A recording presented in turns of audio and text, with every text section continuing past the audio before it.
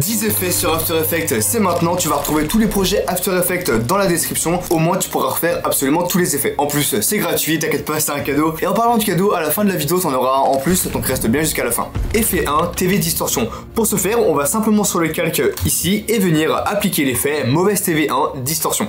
Et voici le résultat. Effet 2, la voiture. Je vais venir dupliquer mon calque en faisant CTRL D et sur le calque du dessus, je vais venir appliquer l'effet rotobrush pour détourer la voiture image par image. Une fois ça fait, on va venir mettre un chronomètre sur l'échelle, CTRL C, CTRL V, l'image clé, on met ça à la fin ainsi qu'au début. Et au milieu ici, je vais venir déplacer mon échelle pour agrandir la voiture. Et on fait exactement la même chose pour la position. Sur le calque du dessous, j'ajoute l'effet turbulence, j'active tous les chronomètres. Pour les images clés du début et de la fin, j'ai simplement besoin de mettre tout à 0. On met la première image clé à 100 et la deuxième à 40.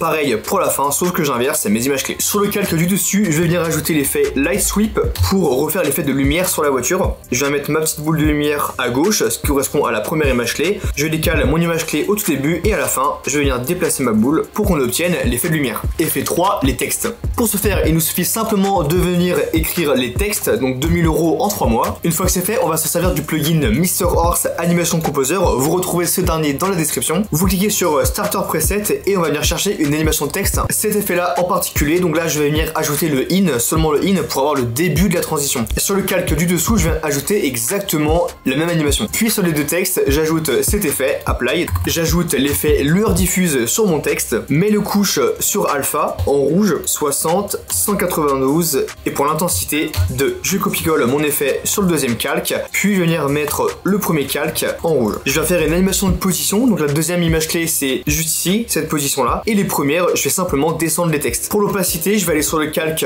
en 3 mois et je vais faire une petite animation de 0 à 100. Et enfin, je termine en ajoutant un effet Light Raise sur le calque initial, donc sur la facecam. Je mets le radius à 70 et le Warp Softness à 139. Je décoche Color from Source et je mets la couleur rouge. Et je viens ajouter un chronomètre d'intensité ainsi que le paramètre de direction. Pour ce faire, on va dans Square et je coche ma première image clé. J'avance un peu dans l'image et je vais mettre la direction à 43. Et pour la dernière image clé, je mets la direction à 180. Effet 4, Scribble Effect. Pour reproduire cet effet de lumière sur mon corps, il me suffit simplement de dupliquer mon calque initial, d'aller dans l'outil pinceau juste là, double-cliquer sur mon calque et je vais venir commencer à colorier le début de ma jambe comme cela. Et maintenant que c'est fait, je vais faire CTRL flèche de droite pour pouvoir changer d'image. Et cette fois-ci, on va venir colorier, mais un petit peu plus que prévu. L'idée, c'est vraiment que ça va sur une animation et que le corps se remplit petit à petit. Donc vous avez juste à décaler d'une image, colorier de plus en plus, décaler d'une image et ainsi de suite jusqu'à la fin. Si vous l'avez bien fait, normalement, vous devriez obtenir un petit peu, voilà, une animation de couleur comme ça où le corps se remplit. Tout à l'heure, je vous ai dit de dupliquer le calque,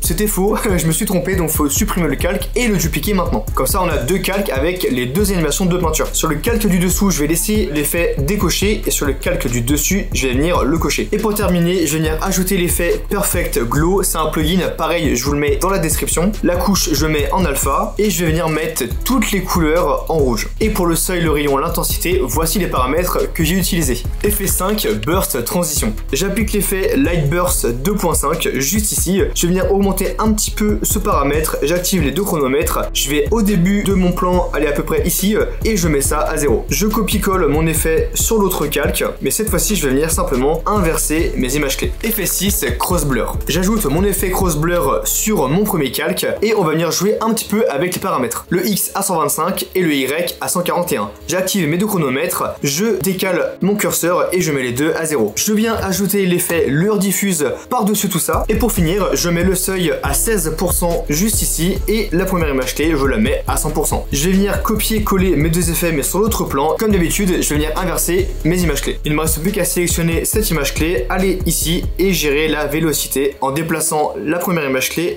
de cette manière pour recréer cette courbe. Je fais exactement la même chose pour le deuxième plan. Je sélectionne mon image, je la descends comme ça et je recrée la courbe pointue. Effet 7, Echo. Je vais sur mon plan et j'applique l'effet Echo. Je mets l'atténuation à 0,71 ainsi que le nombre d'échos à 8. Et voici ce qu'on obtient. Évidemment, l'effet Echo apparaîtra seulement lorsqu'il y aura une animation d'échelle. En l'occurrence, j'en ai mis une juste ici avec le plugin Mr. Horse. Effet 8, filtre chromatique. Comme d'habitude, je viens ajouter mon petit effet filtre chromatique. Je vais venir sélectionner une couleur en question que j'aimerais isoler et dans des colorations, j'augmente augmente le pourcentage pour que toute l'image soit en noir et blanc hormis la couleur qu'on ait sélectionnée. On peut jouer ici avec la tolérance ainsi que le lissage pour avoir un truc un petit peu plus stylé. Voilà, là je pense qu'on est plutôt pas mal. Effet 9, Ford Mustang. Pour refaire ces effets, il nous suffit simplement de dupliquer le calque juste ici, d'ajouter un effet teinte saturation, d'aller dans global juste là et aller dans jaune. L'idéal c'est de décaler le curseur ici et là on aura accès à beaucoup plus de couleurs et ici on va venir chercher la couleur violette en l'occurrence. Une fois que c'est fait, je vais venir détourer ma voiture grossièrement, pas besoin d'être super précis. Je mets une image clé dans tracer du masque, j'avance dans ma vidéo et je vais régler la deuxième image clé en réduisant le masque. J'ai juste à prendre les poignées et diminuer mon masque pour le recadrer sur la voiture.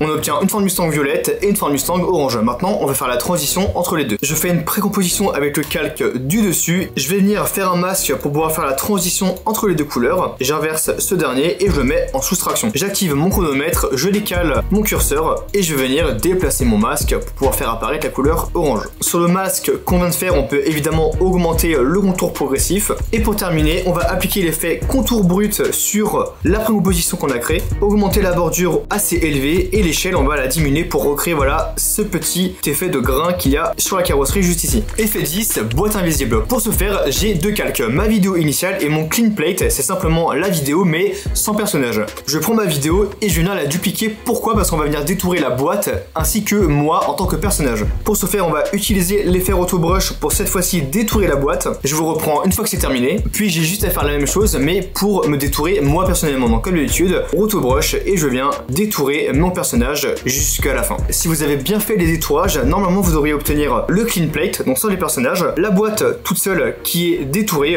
ainsi que le personnage, moi, qui est également détouré. Et voici ce qu'on obtient avec tous les calques activés. C'est la fin de cette vidéo, j'espère qu'elle t'aura plu. N'hésite pas à me dire si tu aimes bien ce genre de petit format où je te présente des effets un petit peu rapidement plutôt que les grosses vidéos que j'ai fait comme la vidéo d'Imangazi par exemple. N'oublie pas, dans la description, tu as tes deux cadeaux, un pack de smiley, un pack d'effets sonores, et je t'ai rajouté un autre cadeau en plus qui va en rapport avec cette vidéo évidemment. Je vais te montrer directement l'effet du Rasengan, donc je t'envoie le projet Premiere Pro directement dans la description, comme ça tu n'auras plus qu'à l'ouvrir, tu auras tous les dossiers et au moins tu pourras analyser pour savoir comment j'ai fait cet effet du Rasengan. Tu vois, c'est assez rapide à faire. Et sur ce, c'était Donovan, on se retrouve pour une prochaine vidéo. Allez, ciao ciao.